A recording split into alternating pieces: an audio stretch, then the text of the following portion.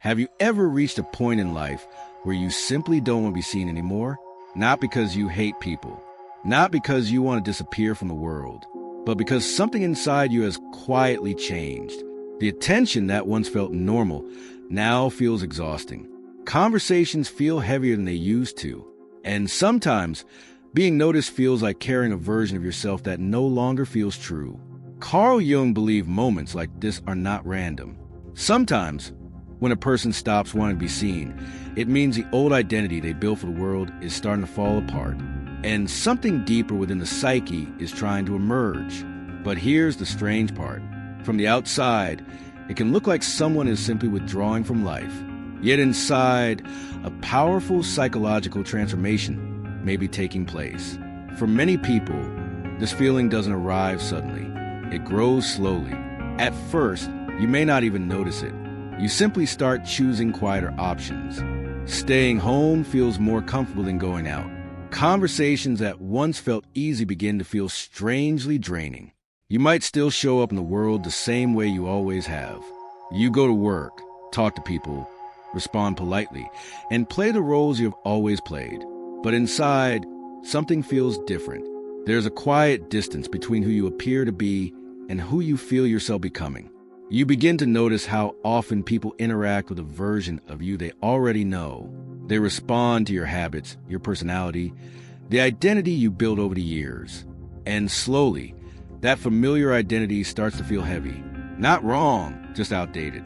As if the person others recognize is a reflection of who you used to be, not who you are now. Carl Jung believed moments like this often appear when the psyche is preparing for change. When the personality you built to move through the world begins to loosen, the desire for constant visibility can fade, because part of you is no longer interested in performing the same role. Carl Jung described something in the psyche called the persona. The persona is the social mask you develop in order to move through the world. It is the version of you that knows how to behave at work, with friends, with family, and in public spaces. In many ways, it is necessary. Without it, life would be chaotic. The persona helps you belong. It helps you function in society. But over time, something subtle can happen. You begin to identify with the mask too strongly. Maybe people know you as a reliable one, the calm one, the strong one, the one who always has everything under control. You become skilled at playing this role. So skilled that eventually it starts to feel automatic. But deep inside, parts of you may never have been included in that identity. Certain emotions were pushed aside. Certain desires were ignored. Certain truths were kept hidden because they did not fit the image others expected from you. And after years of maintaining that image, the personality you show to the world can begin to feel exhausting to carry. This is often the moment when the desire to be constantly visible starts to fade, because being seen by others sometimes means being pulled back into a role that no longer feels like your real self. There often comes a moment when the persona you built for the world begins to lose its strength. At first, the change is subtle. You notice that certain conversations feel forced. Certain reactions feel automatic rather than genuine. You can still behave the way people expect, but something inside you no longer feels connected to it. The role still exists, but your energy is no longer fully inside it.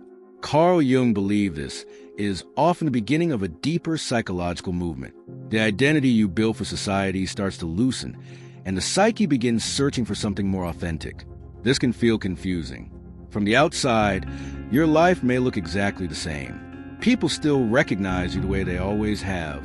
They still expect the same personality, the same behavior, the same responses. But inside, you start realizing that the person they see is not fully who you are becoming. And this creates a strange tension. Every time you interact with others, you may feel as if you're stepping back into an older version of yourself, one that once helped you survive, but no longer feels completely true. This is why visibility can suddenly feel uncomfortable, because being seen sometimes means being seen as someone you are slowly leaving behind. Carl Jung called this deeper movement individuation. Individuation is a process of becoming more aligned with your true self, rather than the identity that was shaped by expectations, roles, and approval. It is not about becoming perfect. It is about becoming real. But becoming real often requires distance from the noise of the outer world. when the psyche begins reorganizing itself. Constant interaction can feel overwhelming.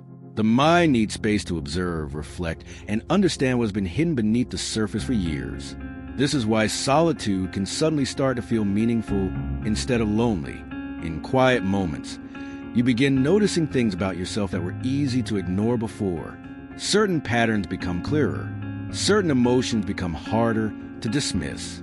You may realize that many choices in your life were shaped by the desire to be accepted, admired, or understood by others. And once you start seeing this clearly, something inside you begins to change.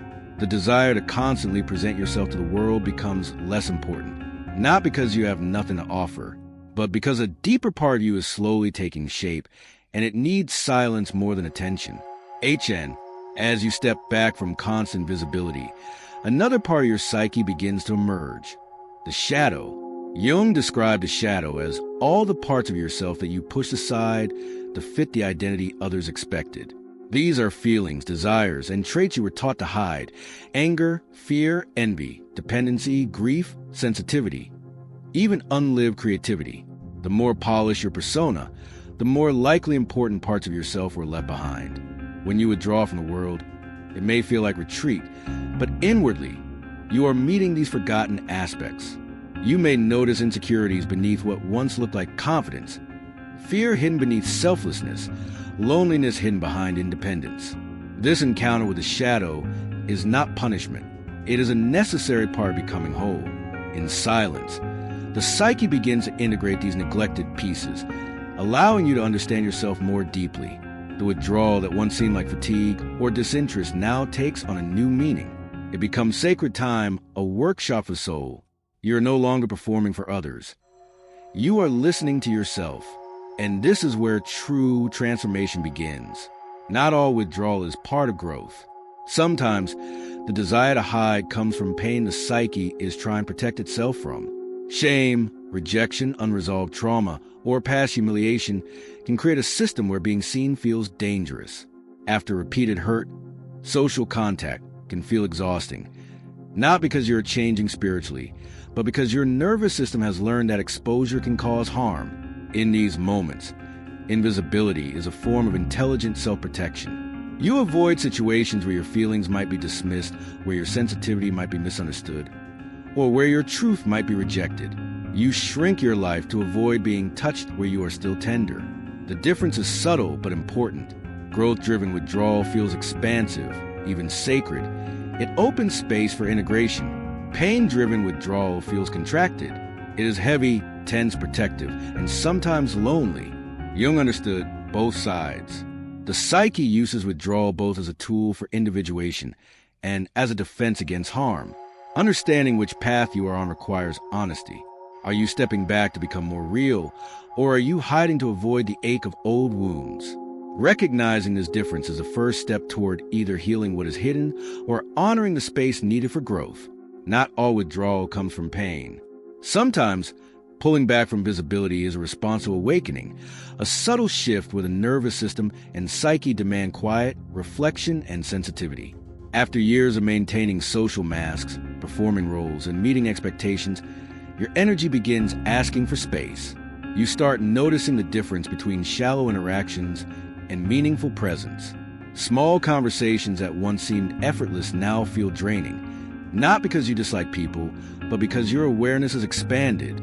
You may feel more drawn to solitude, to familiar spaces, to the routines that allow your inner world to unfold naturally. Music, art, or simple quiet moments suddenly feel nourishing rather than optional. Your attention turns inward, toward understanding yourself rather than constantly performing for others. This kind of withdrawal is often subtle but profound. It is a prelude to individuation, a stage where the old motivations, approval, validation, admiration, begin to fade. You are learning to preserve energy, to protect what is becoming real inside, and to honor the parts of yourself that have been neglected. Here, quietness is not emptiness. It is a sacred preparation for the emergence of something truer, something more aligned with your authentic self. Here's the subtle twist most people miss.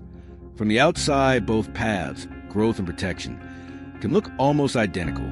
Someone who is quietly withdrawing may appear calm, composed, or even indifferent. They may spend more time alone, limit social interactions, and keep their life small. But inwardly, the meaning can be completely different. On one hand, withdrawal can be a sacred turning inward, a time when the old persona loosens and the shadow emerges, making space for a more authentic self. It is a pause, a quiet workshop where transformation is quietly unfolding. On the other hand, it can be a retreat born from past pain, a protective contraction where the psyche shields itself from exposure, fear, or shame. It may feel like silence, but inside it carries tension and caution. The twist? Sometimes, it is impossible to tell which path you are on just by looking at behavior. Only honest reflection, careful attention to your inner experience, and a willingness to face discomfort can reveal whether your invisibility is nurturing growth or simply hiding unhealed pain. So, when you feel the urge to disappear, to stop being seen, ask yourself, is this withdrawal guiding me closer to who I truly am, or is it a shield against what I am not ready to face? Neither path is wrong. Neither path is shameful. What matters is your awareness. What matters is your willingness to notice what your soul is asking for. In solitude, there is clarity. In quiet, there is understanding. And sometimes, the world will treat invisibility as failure. But the psyche does not follow the world's rules. What matters is not being seen by others, but being honest with yourself.